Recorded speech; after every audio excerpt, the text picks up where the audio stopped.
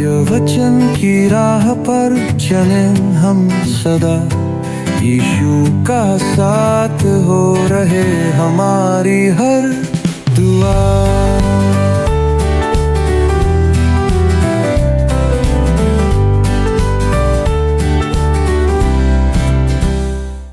प्रिय दर्शकों, मैं कार्यक्रम सत्य वचन में आप सभी का हार्दिक स्वागत करती हूँ। मित्रों, आज हम बाइबल के नए नियम की एक विशेष पत्री यहूदा की पत्री का अध्ययन आरंभ कर रहे हैं। आज हम इसकी भूमिका और अध्याय 1 के पद 1 का अध्ययन करेंगे। हम एक ऐसे नए अध्ययन की ओर पढ़ने जा रहे हैं जो छोटा तो है, परंतु आत्मिक दृष्टि से अत्यंत गहरा और बहुमूल्य है। यहूदा की पत्री यह एक ऐसी पत्री है जो न केवल हमें चेतावनी देती है, बल्कि हमें विश्वास में स्थिर रहने, सच्चाई की पहचान करने और झूठी शिक्षाओं से सावधान रहने की प्रेरणा भी देती है। मित्रों, इस पत्री के लेखक हैं यहूदा, जो यीशु मसीह का भाई और याकूब का सहोदर है। पूरी पत्री केवल 25 पदों में समेटी गई है, लेकिन हर एक पद में गंभीरता, गहराई और परमेश्वर की आवाज है। तो आइए हम परमेश्वर के दास के द्वारा से वचन सुने। प्रिय मित्रों, जय मसीह की और आप सभी को प्रभु यीशु में प्रेम भरा नमस्कार। दोस्तों, मुझे आशा है कि आप परमेश्वर के अनुग्रह से स्वस्थ और सुरक्षित हैं। जैसा कि मैंने आपको बताया है और आप जानते हैं कि आज से हम बाइबल से नए नियम से यहूदा की पत्री का अध्ययन आरंभ करने जा रहे हैं। दोस्तों, यहूदा की पत्री का अध्ययन ऐसा है जैसे सोने की खदान में काम करना, क्योंकि यहाँ पर खोजने के लिए बहुत से नगीने हैं। इसका लेखक यहूदा है, जो यूनानी में जूडियस कहलाता है। यहूदा स्वयं कहता है कि वह प्रभु यीशु का भाई है। सुसमाचार वृत्तांतों में 3 वरन 4 याकूब और 3 यहूदा हैं। हमें लेखक की पहचान करने में मत्ती 13 उसके 55 से अधिक सहायता प्राप्त होगी, जहां पर लिखा है, क्या यह बढ़ई का बेटा नहीं, और क्या इसकी माता का नाम मरियम और इसके भाइयों के नाम याकूब, यूसुफ, शमौन और यहूदा नहीं। दोस्तों, इसमें से 2 याकूब और यहूदा यीशु के भाई हैं। याकूब की पत्री और यहूदा की पत्री के वो लेखक हैं। यहूदा नाम के 2 पुरुष थे जो प्रभु यीशु के 12 शिष्यों में से थे। सर्वप्रसिद्ध यहूदा इस्करियोती, जिसने प्रभु यीशु को पकड़वाया, और दूसरा यहूदा जिसके विषय यूहन्ना 14:22 में लिखा है। उस यहूदा ने जो इस्करियोती ना था, उससे कहा, हे प्रभु, क्या हुआ कि तू अपने आप को हम पर प्रकट किया चाहता है और संसार पर नहीं। दोस्तों, स्पष्ट किया गया है कि यह यहूदा इस्करियोती नहीं है। अतः हम यह मानते हैं कि इस पत्री का लेखक तीसरा यहूदा है, जो प्रभु यीशु मसीह का सौतेला भाई था, क्योंकि उसकी माता तो मरियम थी और यूसुफ पिता था, पर यूसुफ यीशु का दैहिक पिता नहीं था। ध्यान दें कि ना तो याकूब और ना ही यहूदा स्वयं को यीशु के भाई के रूप में प्रस्तुत करते हैं। जैसा याकूब 1:1 में लिखा है, याकूब कहता है, परमेश्वर और प्रभु यीशु मसीह का दास, और यहूदा स्वयं को यीशु मसीह का दास और याकूब का भाई इस रूप में प्रस्तुत करता है। यहूदा स्वयं को प्रभु यीशु का बंधुआ दास कहता है। याकूब और यहूदा ने यीशु के साथ अपने खून के रिश्ता का सहारा क्यों नहीं लिया? मेरे विचार में इसका कारण स्पष्ट है। याकूब और यहूदा ने यीशु के पुनरुत्थान तक उस पर विश्वास नहीं किया था कि वह परमेश्वर या मसीह है। यीशु के पुनरुत्थान ने ही उन्हें विश्वास दिलाया कि वह वास्तव में मसीह था या मसीह है, जैसा उसने कहा था। तब तक वे यही सोचते थे कि यीशु अपनी धार्मिक आस्थाओं में भटक रहा है, जैसा कि उसके लिए सुसमाचार में उन्हें शक हुआ था कि उसका मानसिक संतुलन ठीक नहीं है। देखिए, यह कैसी विडंबना है कि यीशु के साथ रहकर, एक ही परिवार में पलकर, उन्होंने प्रभु यीशु को नहीं पहचाना। मेरी समझ में भजन 69 में उसी के बारे में व्यक्त किया गया है कि जब वह नासरत में बड़ा हो रहा था, तब उसे अकेलेपन का बोध हो रहा था और वह गलत समझा जाता था। इसी बात को आगे चलकर पौलुस भी व्यक्त करता है।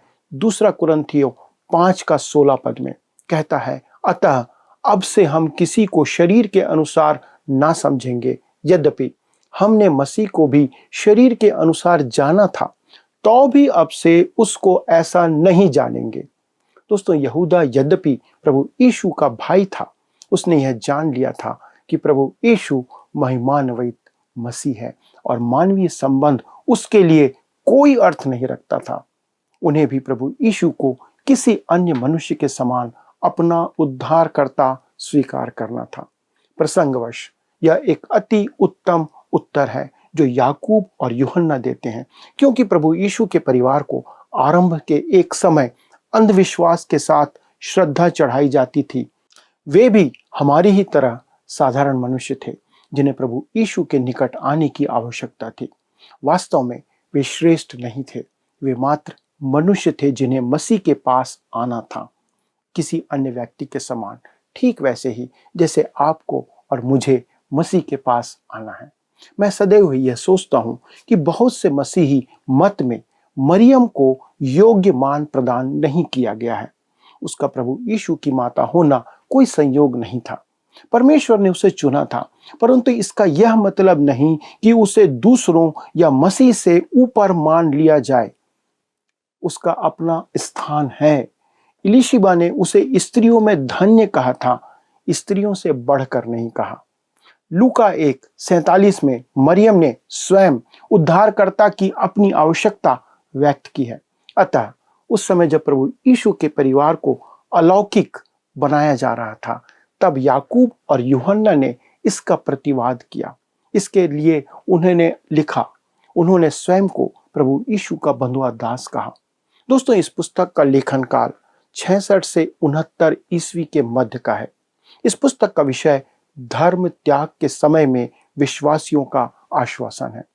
यहूदा ने पवित्र आत्मा से प्रेरित होकर सुसमाचार और हमारे उद्धार से संबंधित सत्य के कुछ विषयों पर मार्गदर्शन के शब्द लिखे हैं।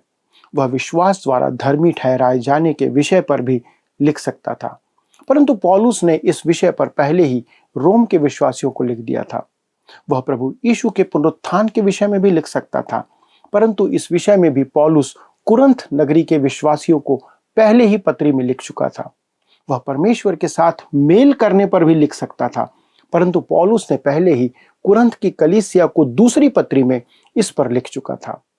विश्वास के विषय पर पौलुस ने गलातिया के प्रदेश को कलीसियाओं को अपने पत्र में पहले ही समझा चुका था।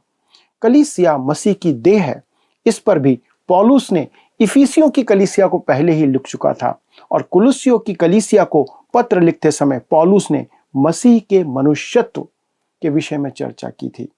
यहूदा को मसीह के महायाजक होने के विषय में भी लिखने की आवश्यकता नहीं थी, क्योंकि इब्रानियों की पत्री में इस पर पहले से ही सविस्तार चर्चा कर दी गई थी। जहां तक कलीसिया में सहभागिता का प्रश्न, या परमेश्वर के आत्मा ने यह उत्तरदायित्व यूहन्ना को सौंपा था कि वह कलीसिया को क्या है इस बात को समझाए। अतः पवित्र आत्मा ने यहूदा को एक भावी चिंता का विषय दिया, जो था कलीसिया में आने वाले धर्म त्याग करने वाली शिक्षाएं। यहूदा हमें इसके विविध एवं सजीव विवरण सुनाता है। वह मसीह की कलीसिया की यात्रा में आने वाले खतरनाक मोड़ पर एक लाल बत्ती चमकाता है। यह छोटी पत्री चोर के आने के संकेत देने वाली घंटी के समान है, जिसे हम बर्गलर अलार्म कहते हैं। धर्म त्यागी कलीसिया में घुस आए हैं। वे उस समय चोर दरवाजे से आए जब कोई देख नहीं रहा था, और यह छोटा पत्र एक परमाणु बम की तरह है। पहला बम हिरोशिमा या नागासाकी पर नहीं गिरा था, यह तब गिरा जब यहूदा ने यह छोटा पत्र हम सबों के लिए लिखा। यह एक परमाणु बम है और एक चेतावनी के रूप में आरंभिक कलीसिया में फट चुका है। यहूदा ने मूसा के शरीर को लेकर शैतान और प्रधान स्वर्गदूत मिकाइल के बीच के विवाद के बारे में शास्त्र में एकमात्र अंश या रिकॉर्ड यहाँ पर दिया है। यह शास्त्र का एक बहुत ही उल्लेखनीय अंश है मित्रों। साथ ही यहूदा ने हनोक की भविष्यवाणी को भी दर्ज किया है, जो शास्त्र में कहीं और नहीं पाई जाती है। वह प्रभु को अपने 10,000 संतों के साथ आते हुए देखता है। यहूदा की छोटी सी भविष्यवाणी रहस्योद्घाटन की पुस्तक के लिए एक उपयुक्त परिचय प्रदान करती है। दोस्तों, इस पत्र की रूपरेखा कुछ इस प्रकार है। आइए हम उसे देखते हैं। पहला, यहूदा की पत्री का कारण। पद 1 से 3। इसके अंतर्गत आप देखेंगे विश्वासियों को आश्वासन पहले 1 और 2 पद में। दूसरा, धर्म त्याग की ओर विषय परिवर्तन पद 3 में। उसके बाद हम दूसरे भाग में आते हैं जहां पर धर्म त्याग की घटनाएं हैं जो पद 4 से 16 में हमें मिलेगी। इसके अंतर्गत पहली बात है धर्म त्याग का आरंभ पद 4, अविश्वास की दशा में इस्राएल का जंगल में नाश होना पद 5, स्वर्गदूतों का विद्रोह और बंधनों में रखा जाना पद 6, सदोम और अमोरा द्वारा लैंगिकता का पाप और आग से नष्ट किया जाना पद 7। पांचवा, आधुनिक धर्म त्यागी शिक्षकों की पहचान पद 8 से 10। अगला छठवा, कैन, बिलाम और कोरा उनके धर्म त्याग का उदाहरण पद 11। सातवीं बात, आधुनिक धर्म त्यागी शिक्षकों की परिभाषा और वर्णन पद 12 से 16। इसके बाद हम तीसरे विभाजन में आते हैं जो है धर्म त्याग के दिनों में विश्वासियों की जिम्मेदारी, जो पद 17 से 25 में पाया जाता है। उसके अंतर्गत पहली बात है प्रेरितों द्वारा विश्वासियों को आने वाले धर्म त्याग की चेतावनी पद 17 से 19। अगला है धर्म त्याग के दिनों में एक विश्वासी का आचरण कैसा होना चाहिए पद 20 से 25। और इसके अंतर्गत बहुत से विषय दिए हैं जैसे उन्नत कैसे हों, प्रार्थना कैसे करें, स्वयं को सुरक्षित रखना, ताकते रहना, दया करना, दूसरों को बचाना, पाप से घृणा करना। दोस्तों, इस प्रकार से हम देखते हैं कि यहूदा की पत्री एक बहुत ही अद्भुत पत्री है।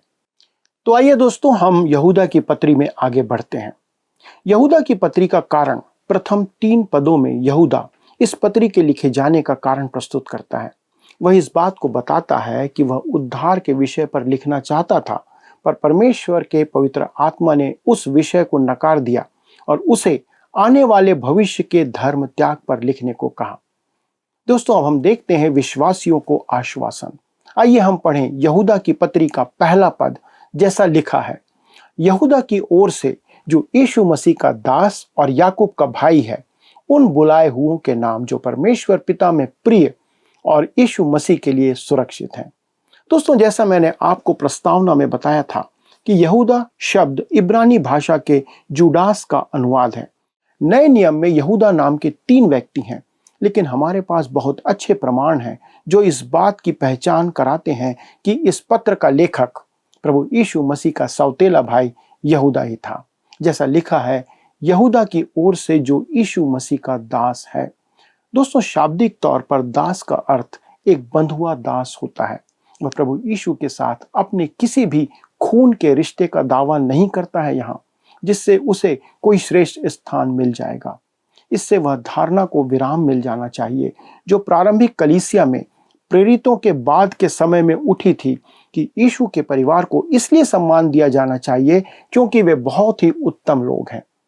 दोस्तों, डॉक्टर मार्विन आर विंसेंट जो एक उत्कृष्ट यूनानी विद्वान हैं, word studies in the new testament पुस्तक में टिप्पणी करते हुए कहते हैं, यहूदा ने प्रभु यीशु के साथ अपने संबंधों का संकेत नहीं दिया। इसे इस तथ्य से समझाया जा सकता है कि उसके मन में प्राकृतिक संबंध आध्यात्मिक संबंध के अधीन था, जैसा लूका 11 अध्याय 27 और 28 में प्रकट है। और डीन आल्फोर्ड जो व्यक्ति हैं, इस पर टिप्पणी करते हुए कहते हैं, यदि वह ऐसा करता तो आने वाली पीढ़ियों के अंधविश्वास के साथ उसका नाम जुड़ जाता, क्योंकि वह कहता है याकूब का भाई। जैसा कि मैंने प्रस्तावना में आपको बताया था कि यहूदा इसी प्रकार से स्वयं को प्रकट करता है। याकूब और यहूदा दोनों ही प्रभु यीशु मसीह के सौतेले भाई थे और याकूब उस पत्री का लेखक था जिसमें उसका नाम लिखा है। प्रेरित पौलुस ने उसका उल्लेख यरूशलेम की कलीसिया के स्तंभों में से एक के रूप में किया है और तब कहता है, उन बुलाए हुओं के नाम जो परमेश्वर पिता में प्रिय और यीशु मसीह के लिए सुरक्षित हैं। दोस्तों, हमारे पास नेस्ले और वेस्टकॉट तथा हार्ट नामक सर्वोत्तम यूनानी पुस्तकें हैं। उनमें अगापाओ शब्द का उपयोग किया गया है जिसका अर्थ है प्रेम करना, जो एक क्रिया है, एक एक्शन है, जबकि हागियाजो शब्द उसका अर्थ है पवित्र करना। अधिकांश विद्वान इस बात पर सहमत हैं कि प्रेम करना पवित्र करना से अधिक सटीक है और यह जानना हमारे हृदयों के लिए थोड़ा अधिक मूल्यवान है कि हम परमेश्वर पिता द्वारा प्रेम किए जाते हैं या हम उसके प्रिय हैं। मैं आपके साथ केनेथ एस वूस्ट का एक अनुवाद बांटना चाहता हूं, जिसमें यहूदा के कहने का अभिप्राय अधिक स्पष्ट रीति से प्रकट किया गया है। वे कहते हैं, यहूदा यीशु मसीह का दास और याकूब का भाई है, उन लोगों के लिए जो परमेश्वर पिता द्वारा प्रेम किए गए हैं और जो उसके प्रेम की स्थायी वस्तु होने की स्थिति में है, और जो यीशु मसीह के लिए सुरक्षित हैं और जो ध्यान से बुलाए जाने की स्थायी स्थिति में हैं। दोस्तों, यह पवित्र शास्त्र का एक अद्भुत अंश है। हम परमेश्वर पिता द्वारा प्रिय हैं और यीशु मसीह के लिए सुरक्षित हैं। इस अंश में ऐसे कई शब्द हैं जिनके महत्व के कारण मुझे उन पर टिप्पणी देना आवश्यक है। पहला शब्द है सुरक्षित। यह वह शब्द है जो हमें यहूदा की पुस्तक की कुंजी या की देता है, जो धर्म त्याग को उस तरह प्रस्तुत करता है जैसे कि पवित्र शास्त्र में कहीं और प्रस्तुत नहीं किया गया है। यह बहुत भयानक है, लेकिन यहूदा इसे हमें डराने के लिए नहीं लिखता है, न ही वह केवल हमारी जानकारी के लिए एक ज्वलंत चित्र खींचने के लिए लिखता है। दोस्तों, वह हमें इसकी पृष्ठभूमि देता है ताकि वह धर्म त्याग के दिनों में हमें आश्वासन दे सके। दोस्तों, वह 4 बार इस शब्द का उपयोग करता है जिसका अर्थ है सुरक्षित करना। वे यीशु मसीह में सुरक्षित रखे गए हैं। हम यीशु मसीह में सुरक्षित रखे गए हैं। परमेश्वर ही उन्हें सुरक्षित रखता है। दोस्तों, ध्यान दें कि पद 21 कहता है, अपने आप को परमेश्वर के प्रेम में बनाए रखो और अनंत जीवन के लिए हमारे प्रभु यीशु मसीह की दया की बाट जोहते रहो।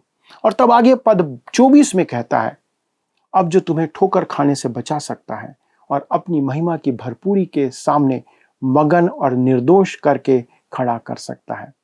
दोस्तों, जैसा कि हम देख सकते हैं, आप और मैं वर्तमान में धर्म त्याग के समय में जीवन जी रहे हैं। कलीसिया के उठाए जाने के पहले हम इसमें कितना आगे जाएंगे मुझे नहीं मालूम और ना ही कोई जानता है, लेकिन हम निश्चित रूप से आज धर्म त्याग के समय में हैं।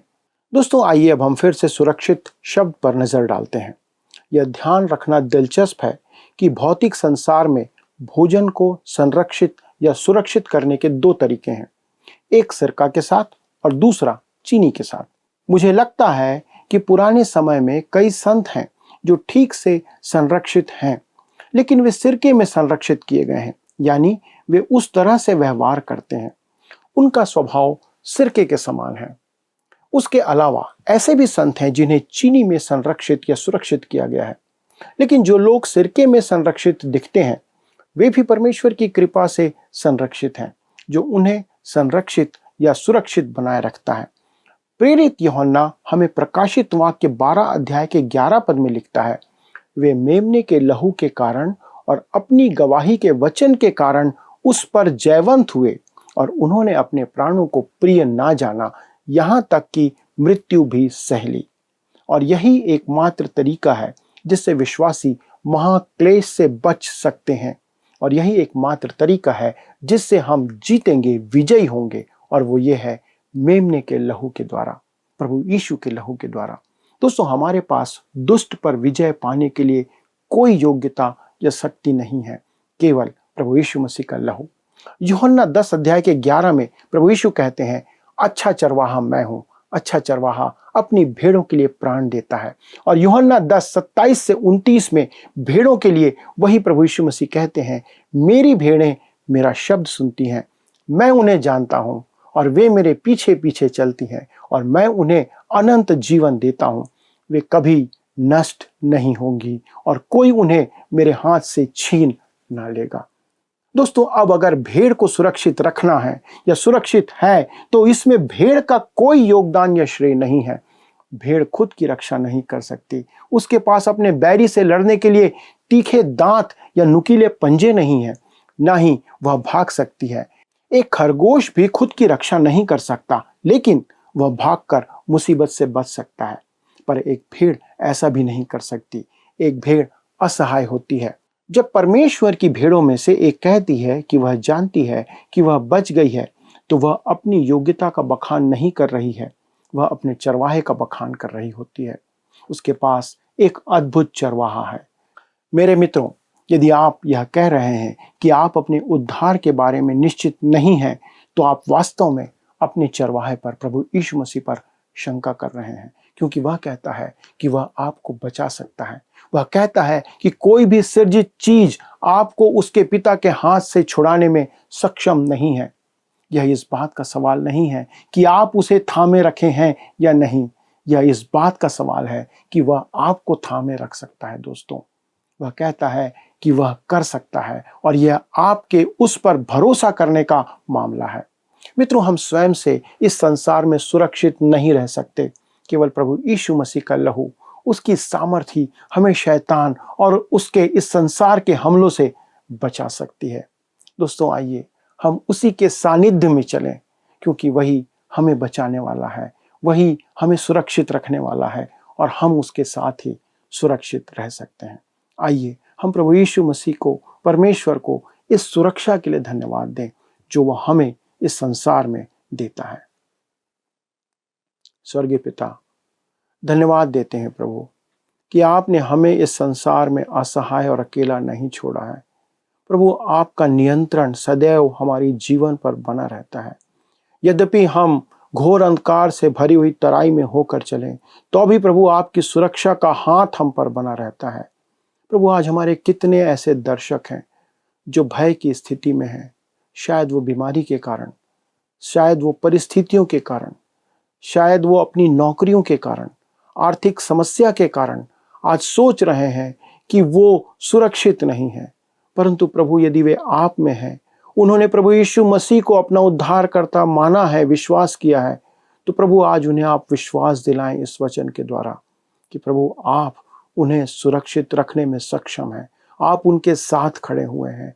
आप उनके लिए एक ढाल हैं जो कि उनके ऊपर आने वाली सभी समस्याओं को रोकने की सामर्थ्य रखती है। यद्यपि हम समस्या में होते हैं, तो भी आप हमारा हाथ नहीं छोड़ते हैं। प्रभु, हम धन्यवाद देते हैं इस आश्वासन के लिए जो आपने हमें दिया, हमारे दर्शकों के जीवन में दिया, सभी विश्वासियों को दिया है। और यही कारण से हम आपको धन्यवाद देते हुए प्रभु यीशु क्रिस्त के नाम से इस विनती को मांगते हैं। आमीन। प्रिय मित्रों, आज के अध्ययन पर यदि आपके पास कोई प्रश्न है तो कृपया हमसे संपर्क करें, क्योंकि मैं जानता हूं इस विषय पर बहुत से प्रश्न आपके हृदय में होंगे। हम आपकी सहायता करने के द्वारा खुश होंगे। अगले प्रसारण तक परमेश्वर का अनुग्रह, उसकी आशीष और उसकी सुरक्षा आपके जीवन में बनी रहे। प्रिय मित्रों, आज हमने यहूदा के पत्री के परिचय और उसके एक पद से अध्ययन किया और देखा कि यीशु का भाई यहूदा अपने आप को यीशु का दास कहता है। वह अपने आप को उसका भाई कहकर कोई भी फायदा नहीं उठाता है। हमने उसकी शिक्षाओं में पाया कि वह हमें भी धर्म त्यागी और गलत शिक्षाओं से सावधान रहने और मसीह में उद्धार के लिए आश्रित होना सिखाता है। क्या हम आज उद्धार पाने के लिए मसीह में आश्रित हैं? क्योंकि वह कहता है कोई भी सृजित वस्तु हमें उद्धार नहीं दिला सकती है। तो आइए हम आज के वचन के प्रकाशन में अपने आप को देखें कि हम कहाँ हैं और अपने जीवन के लिए एक सही निर्णय लें। अगले प्रसारण में आपसे फिर मुलाकात होगी। तब तक प्रभु की संगति में बने रहिए, और अगर इस अध्ययन को दोबारा सुनना चाहते हैं तो हमारे YouTube चैनल वर्ड रिसाउंड्स टुडे पर भी देख सकते हैं। अधिक जानकारी और प्रार्थना के लिए आप दिए गए नंबर पर संपर्क कर सकते हैं। हमारे परामर्शदाता आपकी सहायता करेंगे। अब मुझे आज्ञा दीजिए। जय मसीह की।